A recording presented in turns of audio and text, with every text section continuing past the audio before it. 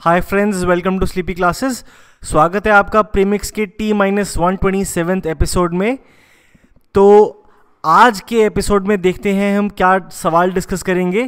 तो 5 क्वेश्चंस होंगे current affairs के ऊपर।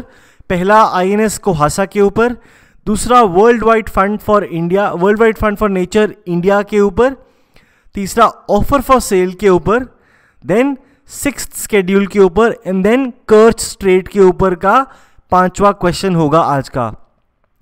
तो चलिए शुरू करते हैं 5 सवाल। पहले क्वेश्चन से देखते हैं। पहला क्वेश्चन है INS कोहासा के ऊपर। तो आपके सामने 2 स्टेटमेंट्स हैं, आपने बताना है कौन सी स्टेटमेंट इनमें से करेक्ट है और कौन सी नहीं। तो स्टेटमेंट है INS Kohassa will be India's 3rd airbase in the Andaman and Nicobar islands. दूसरी स्टेटमेंट है कि it will support fighter aircraft and long range reconnaissance aircraft. तो आपको बताना है कौन सी स्टेटमेंट इसमें से सही है या गलत। आप पॉज करके अपना आंसर सोच सकते हैं। अब हम इसका आंसर डिस्कस करेंगे। इसका आंसर है 1 ओनली। तो स्टेटमेंट 2 जो है वो इनकरेक्ट स्टेटमेंट है। आइए डिटेल में इसकी एक्सप्लेनेशन देखते हैं। तो INS कोहासा जो है वो इंडिया का 3rd एयरबेस होगा अंडमान और निकोबार आइलैंड में। ये इंडिया शुरू कर रहा है, इंडिया ये एयरबेस इनॉग्रेट कर रहा है क्योंकि जो अंडमान निकोबार है वो मलाका स्ट्रेट्स के काफ़ी पास है, राइट। और it is an important strategic area for India to monitor, क्योंकि यहाँ पे बहुत सारी चाइनीज़ शिप्स और सबमरीन्स इंडियन ओशन एंटर करती हैं थ्रू मलाका स्ट्रेट्स। तो इसलिए इंडिया अपनी जो सर्वेलेंस है या अपनी स्ट्रैटेजिक डेप्थ बढ़ाने के लिए, स्ट्रैटेजिक होल्ड बढ़ाने के लिए अंडमान निकोबार में तीसरा एयरबेस शुरू कर रहा है, राइट। इसको इंडिया के जो नेवी चीफ एडमिरल हैं सुनील लांबा जी वो कमीशन करेंगे और it is situated 300 kilometres north of port Blair जो कि कैपिटल है अंडमान निकोबार की, राइट। देन ये तीसरी फैसिलिटी होगी अंडमान निकोबार आइलैंड में। इस फैसिलिटी में एक 1000 मीटर का रनवे होगा हेलीकॉप्टर्स के लिए और डॉर्नियर सर्वेलेंस एयरक्राफ्ट के लिए, राइट। हमने पिछले क्वेश्चन में स्टेटमेंट दी थी कि लॉन्ग रेंज रिकॉनेसेंस एयरक्राफ्ट और फाइटर एयरक्राफ्ट को भी ये सपोर्ट करेगा। ये स्टेटमेंट इनकरेक्ट हो गई थी क्योंकि एज ऑफ नाउ जो फैसिलिटी है वो सिर्फ हेलीकॉप्टर्स और डॉर्नियर सर्वेलेंस एयरक्राफ्ट को सपोर्ट करेगी। जो फाइटर एयरक्राफ्ट और लॉन्गर रेंज रिकॉनेसेंस एयरक्राफ्ट को सपोर्ट करने की फैसिलिटी है, जिसके लिए 3000 मीटर का यानी कि 3 किलोमीटर का रनवे चाहिए होता है, ऐसी एक फैसिलिटी, ऐसा एक रनवे पाइपलाइन में है। बट इमीडिएट जो अभी इनॉग्रेट होगी ये जो एयरबेस, उसका पार्ट नहीं होगा, राइट। तो बहुत छोटा सा सटल डिफरेंस जो कि आपको पता होना चाहिए, क्योंकि यूपीएससी ऐसे ट्रिक क्वेश्चंस, ऐसी ट्रिक स्टेटमेंट्स ही पेपर में देता है, राइट। तो ये था पहला क्वेश्चन। दूसरा क्वेश्चन देखते हैं। Hidden risks and untapped opportunities water and the Indian banking sector. ये एक रिपोर्ट है जो कि world wide fund for nature India ने लॉन्च करी है। दूसरी स्टेटमेंट है ensuring that the use of renewable natural resources is sustainable is part of the mission of WWF India। तो आपको बताना है कौन सी स्टेटमेंट इनमें से सही है, कौन सी गलत। आप पॉज करके दोबारा पढ़ के स्टेटमेंट्स को अपना आंसर सोच सकते हैं। अब हम ये आंसर डिस्कस करेंगे। आंसर है बोथ। तो दोनों ही स्टेटमेंट्स यहां पे करेक्ट हैं। चलिए डिटेल में इसका एक्सप्लेनेशन देखते हैं। तो रिपोर्ट का नाम है hidden risks and untapped opportunities water and the Indian banking sector. तो रिपोर्ट लॉन्च करी है world wide fund for nature India ने along with Indian banks association. तो इस रिपोर्ट में वो क्या स्टडी करते हैं कि वाटर रिस्क की वजह से इंडियन बैंकिंग सेक्टर कैसे अफेक्ट हो सकता है, इस चीज के ऊपर इन्होंने इस रिपोर्ट में स्टडी करने की कोशिश करी है। तो रिपोर्ट कहती है कि 40% जो है इंडियन बैंक्स का जो क्रेडिट एक्सपोजर है वो वाटर रिस्क सेक्टर्स में है, मतलब कि उन सेक्टर्स में वो 40% वो लोन दे चुके हैं जहां पे सेक्टर की जो ग्रोथ है वो वाटर रिस्क के साथ जुड़ी हुई है, कि अगर वाटर रिस्क बढ़ता है और वो सेक्टर अंडर परफॉर्म करते हैं तो बैंक्स की जो बुक्स हैं, बैंक्स का जो क्रेडिट एक्सपोजर है वो एडवर्सली इफेक्ट होगा, कि बैंक्स को दिए हुए लोन की भरपाई नहीं हो पाएगी, राइट। देन WWF इंडिया की मिशन स्टेटमेंट, कि एक तो प्लैनेट की डिग्रेडेशन बचाना, प्लैनेट के नेचुरल एनवायरनमेंट की डिग्रेडेशन बचाना, और एक ऐसा फ्यूचर क्रिएट करना जहां पे सारे ह्यूमंस हार्मनी में रह सकें नेचर के साथ। देन दुनिया की बायोलॉजिकल डाइवर्सिटी को कंजर्व करना। तीसरा, इंश्योर करना कि जो रिन्यूएबल नेचुरल रिसोर्सेज का जो यूज है वो सस्टेनेबल तरीके से हो रहा है, और पोल्यूशन और वेस्टफुल कंजम्पशन को रिड्यूस करना। ये है WWF इंडिया की मिशन स्टेटमेंट। तो ये था दूसरा क्वेश्चन। तीसरा क्वेश्चन देखते हैं करंट अफेयर्स का। ऑफर फॉर सेल के बारे में आपने बताना है इन स्टेटमेंट्स में से कौन सी स्टेटमेंट करेक्ट या इनकरेक्ट है। Unlike a follow on public offer, जहां पे companies they raise fund by issuing fresh shares और promoters can sell their existing stakes, और both offer for sale mechanism is used only when existing shares are put on the block। लंबी statement है। दूसरी, only promoters or shareholders holding more than 10% of the share capital in a company can come up with such an issue। तीसरी statement है, mechanism is available to top 50 companies in terms of market capitalization। चौथी statement है, in an offer for sale a minimum of 25% of shares offered are reserved for mutual funds and insurance companies। Right, तो आपको बताना है कौन सी statements इनमें से correct हैं। आप यहां पे पॉज करके ये स्टेटमेंट्स दोबारा पढ़ सकते हैं। थोड़ी लंबी स्टेटमेंट्स हैं लेकिन क्वेश्चन ज़्यादा डिफिकल्ट नहीं है। आप अपना समय ले सकते हैं, पॉज कर सकते हैं, क्योंकि हम अब अपना आंसर यहां पे डिस्कस करेंगे। इस क्वेश्चन का आंसर है 1, 2 एंड 4। तो तीसरी स्टेटमेंट ये इनकरेक्ट है। देखते हैं क्यों। तो सबसे पहले तो ऑफर फॉर सेल क्या है? एक सिंपल तरीका है लिस्टेड कंपनीज के लिए अपने शेयर्स बेचने का।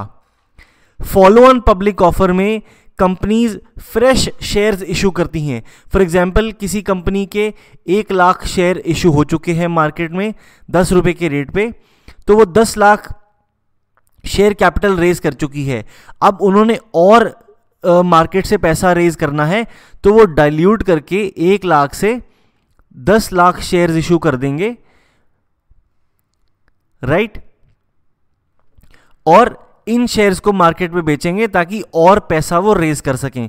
इस चीज को हम कहते हैं फॉलो ऑन पब्लिक ऑफर। लेकिन अगर आप इन्हीं 1 लाख में से, फॉर एग्जाम्पल 1 लाख शेयर्स आपके पास टोटल थे, जिसमें से आपने मार्केट में 20,000 बेचे हुए थे, अब और बढ़ा के आप 40,000 और मार्केट में बेचने के लिए उतार देते हैं, उसको हम कहते हैं offer for sale. Existing shares को जब हम मार्केट में उतारते हैं बेचने के लिए, that is called offer for sale. अब यहां पे कंडीशन क्या है कि ओनली दोज प्रोमोटर्स या शेयर होल्डर्स जिनके पास 10% से ज़्यादा का शेयर कैपिटल है कंपनी का, वही ऐसा एक ऑफर फॉर सेल ला सकते हैं। मान लीजिए इन्फोसिस में नारायण मूर्ति के पास 11% शेयर है और वो अपने सारे शेयर्स बेचना चाहें, तो वो ऑफर फॉर सेल मैकेनिज्म ला सकते हैं, क्योंकि उनके पास 10% से ज़्यादा शेयर्स हैं कंपनी के, राइट। और ये मैकेनिज्म सिर्फ उन कंपनीज को अवेलेबल है जिनकी मार्केट कैपिटलाइजेशन टॉप 200 कंपनीज में आते हैं वो, in terms of market cap. Top 200, हमने ऑप्शन में इसको गलत करके टॉप 50 कंपनीज कर दिया था, नहीं, टॉप 200 कंपनीज को ये सुविधा, ये फैसिलिटी उपलब्ध है। और चौथी स्टेटमेंट करेक्ट है कि अगर ऑफर फॉर सेल आता है तो मिनिमम 25% शेयर्स जो हैं वो म्यूचुअल फंड्स और इंश्योरेंस कंपनीज के लिए रिजर्व किए जाते हैं। और एक कंडीशन और भी है कि ऐसा नहीं कि मान लीजिए नारायण मूर्ति जी ने शेयर्स बेचने के लिए ऑफर फॉर सेल निकाला तो अंबानी जी ने सारे उनके शेयर खरीद लिए, नहीं। किसी भी टाइम पे एक सिंगल बिडर 25% से ज़्यादा शेयर्स नहीं खरीद सकता ऑफर फॉर सेल के apart from mutual funds and insurance companies. कोई भी सिंगल बिडर, कोई भी सिंगल इंडिविजुअल इससे ज़्यादा नहीं शेयर्स खरीद सकता ऑफर फॉर सेल में। और कम से कम 10% शेयर्स जो हैं वो रिटेल इन्वेस्टर्स के लिए रिजर्व किए जाते हैं। ऐसा नहीं कि सिर्फ इंस्टीट्यूशनल इन्वेस्टर्स ही सारे के सारे शेयर्स ले गए, कम से कम 10% शेयर आपको रिटेल के लिए भी रिजर्व करने हैं, राइट। और जो ओएफएस में बिड्स होती हैं वो अगर फ्लोर प्राइस के बिलो हो तो उनको रिजेक्ट कर दिया जाता है, राइट। फ्लोर प्राइस जैसे कि आपने सेट कर दिया कि मान लीजिए इन्फोसिस का शेयर 1050 से कम की बिड हम एक्सेप्ट नहीं करेंगे, तो इससे कम की अगर किसी ने बिड करी है तो वो रिजेक्ट कर दी जाती है, राइट। ये थी कुछ पॉइंट्स ऑफर फॉर सेल के बारे में, राइट। चौथा क्वेश्चन देखते हैं। चौथा क्वेश्चन है फिफ्थ शेड्यूल और सिक्स्थ शेड्यूल को लेके। तो fifth schedule deals with administration of tribal areas while the sixth schedule deals with administration and control of scheduled areas.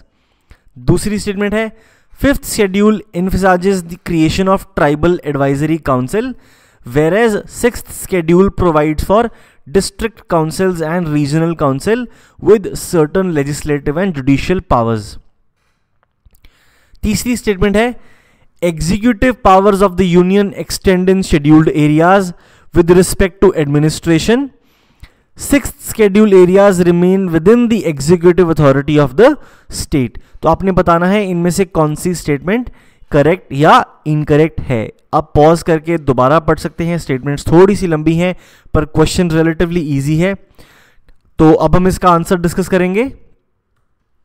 Answer है 2 और 3। तो स्टेटमेंट 1 इनकरेक्ट है, हमने फिफ्थ और सिक्स्थ को यहां पे रिवर्स कर दिया है, स्विच कर दिया है। फिफ्थ शेड्यूल डील करता है administration and control of scheduled areas के साथ और सिक्स्थ शेड्यूल डील करता है एडमिनिस्ट्रेशन ऑफ ट्राइबल एरियाज के साथ। थोड़ा सा ये कंफ्यूजिंग हो सकता है क्योंकि फिफ्थ शेड्यूल के अंडर आते हैं शेड्यूल्ड एरियाज बट पार्ट होती है वहां पे ट्राइबल एडवाइजरी काउंसिल, राइट। तो ये दोनों जुड़े हैं और ट्राइबल एरियाज हैं सिक्स्थ शेड्यूल के अंडर और वहां पे होती हैं डिस्ट्रिक्ट काउंसिल्स और रीजनल काउंसिल्स। तो ये कनेक्शन हमेशा याद रखना, पेपर में गलती नहीं करना। तीसरी स्टेटमेंट करेक्ट है कि फिफ्थ शेड्यूल में शेड्यूल्ड एरियाज में यूनियन की पावर एक्सटेंड होती है और सिक्स्थ शेड्यूल एरियाज में स्टेट की एग्जीक्यूटिव अथॉरिटी एक्सटेंड होती है। थोड़ा सा और इसके बारे में देख लेते हैं। ये तो हमने देख ही लिया है ऑलरेडी। सिक्स्थ शेड्यूल कहाँ कहाँ पे एप्लीकेबल है? असम, मेघालय, त्रिपुरा और मिजोरम। सिर्फ इन 4 स्टेट्स में you have the fifth schedule. इनके अलावा किसी भी स्टेट में सिक्स्थ शेड्यूल एप्लीकेबल नहीं है। इनके अलावा जिस भी स्टेट्स में ट्राइबल एरियाज हैं वो बाय नोटिफिकेशन फिफ्थ शेड्यूल के अंडर लाए जा चुके हैं। कौन से ऐसी स्टेट्स जहां पे ट्राइबल एरियाज हैं और जो शेड्यूल्ड एरियाज कहलाती हैं? 10 स्टेट्स में ऐसे एरियाज हैं।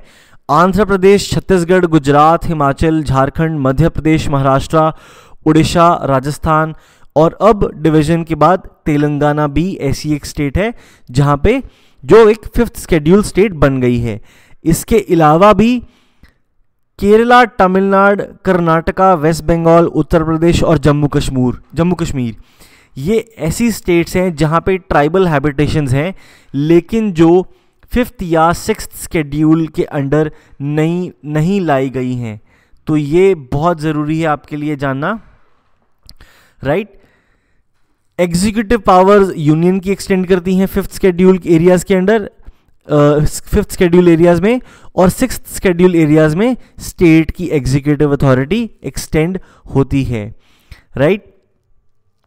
फिफ्थ शेड्यूल एरियाज में ट्राइबल एडवाइजरी काउंसिल है, सिक्स्थ शेड्यूल एरियाज में डिस्ट्रिक्ट और रीजनल काउंसिल हैं, जिनको कुछ लेजिस्लेटिव और जुडिशियल पावर्स दी गई हैं कि कुछ ऐसे सब्जेक्ट्स हैं जिनके ऊपर कानून भी वो बना सकते हैं अपने ट्राइबल लॉज के अकॉर्डिंग, और कुछ ऐसे स्मॉल पेटी क्राइम्स या कॉन्फ्लिक्ट्स हैं जिनके लिए अगर डिस्प्यूट को रिजॉल्व करना है तो भी जुडिशियल पावर डिस्ट्रिक्ट और रीजनल काउंसिल को ही दी गई है कि अपने ट्राइबल लॉज के तहत वो उस इशू को, कॉन्फ्लिक्ट को रिजॉल्व भी कर सकते हैं, ठीक है। ये था डिफरेंस फिफ्थ और सिक्स्थ के बीच में, बहुत सिंपल डिफरेंस। ये न्यूज में इसलिए था क्योंकि रिसेंटली ही यूनियन कैबिनेट ने आर्टिकल 280 को अमेंड करते हुए एक कॉन्स्टिट्यूशनल अमेंडमेंट कैबिनेट लेवल पे पास किया है, जिसमें वो सिक्स्थ शेड्यूल एरियाज के अंडर जो जो जगहें आती हैं उनको और ज़्यादा पावर्स डिवॉल्व कर रहे हैं, राइट। तो उनको और ज़्यादा एम्पावर कर रहे हैं, इसलिए ये न्यूज़ में था। और यहाँ से हमने बैक लिंकिंग करके आपके लिए फिफ्थ और सिक्स्थ शेड्यूल को डिफरेंस का डिफरेंस पूछते हुए एक क्वेश्चन बनाया, राइट। तो ये था फोर्थ क्वेश्चन। पांचवा क्वेश्चन देखते हैं आज के प्रीमिक्स का। The Kerch Strait is a strait connecting the Black Sea and the Sea of Azov. It separates Russia from Ukraine. आपको बताना है कौन सी स्टेटमेंट इनमें करेक्ट है या इनकरेक्ट है। पॉज करके आंसर सोच सकते हैं। अब हम इसका आंसर डिस्कस करेंगे। आंसर है ए, वन ओनली। तो सेकेंड स्टेटमेंट इनकरेक्ट है, पहली करेक्ट है। ब्लैक सी और सी ऑफ अजोव को सेपरेट करती है कर्च स्ट्रेट। यहां पे देखेंगे, यह है ब्लैक सी, यह है सी ऑफ अजोव, और इसको यहां पे सेपरेट करती है कर्च स्ट्रेट, राइट। रशिया और यूक्रेन को नहीं है, रशिया और क्रीमिया को सेपरेट करता है। सो स्लाइटली डेलिकेट मैटर है, बट अगर हम स्ट्रिक्टली ज्योग्राफिकल सेंस में देखेंगे तो रशिया और क्रीमिया को सेपरेट करता है रादर देन रशिया और यूक्रेन, ठीक है। और ये न्यूज़ में क्यों था? क्योंकि यहां पे दो शिप्स थी जो एक वेसल से दूसरे वेसल को ऑयल ट्रांसफर कर रही थी, दोनों में आग लग गई, जिसकी वजह से 6 इंडियन सेलर्स मर चुके हैं और 6 इंजर्ड हैं, राइट। तो ये इंडियन एक्सप्रेस की एक क्लिपिंग है जो हमने आपके लिए ली है। इंडियन एक्सप्रेस और हिंदू में ऐसी कोई भी चीज़ें, कोई भी न्यूज़ कवर हो रही है, वो आपके लिए ज्योग्राफी के पॉइंट ऑफ व्यू से, प्रीलिम के पॉइंट ऑफ व्यू से इंपॉर्टेंट हो जाती है। ऑफ कोर्स कि इंडियन सेलर्स की वहाँ पे जान गई है तो इंपॉर्टेंट है, बट आपके लिए एज यूपीएससी एस्पिरेंट्स ये क्यों इंपॉर्टेंट हो जाता है? क्योंकि पेपर में ये मैप आया है। जो आपके पेपर सेटर्स हैं, जो प्रीलिम का पेपर सेट करते हैं, वो भी यही न्यूज़पेपर पढ़ते हैं। एंड अगर किसी की नज़र पड़ गई, उनको लगा कि ये अच्छी चीज़ है, पेपर में आई है, इसके ऊपर अच्छा क्वेश्चन बन सकता है, they will not hesitate in asking. तो ऐसी चीज़ों के ऊपर बहुत ज़्यादा ध्यान बनाए रखना है, क्योंकि पेपर में ज्योग्राफी को लेके, मैप्स को लेके काफ़ी आर्बिट्ररी रैंडम क्वेश्चंस आ जाते हैं। हमें लगता है कि ये आर्बिट्ररी रैंडम है, लेकिन कहीं ना कहीं वो न्यूज़पेपर से ही पूछे गए सवाल होते हैं, राइट। तो ये था आज का 5वां सवाल प्रीमिक्स का, आज के प्रीमिक्स का।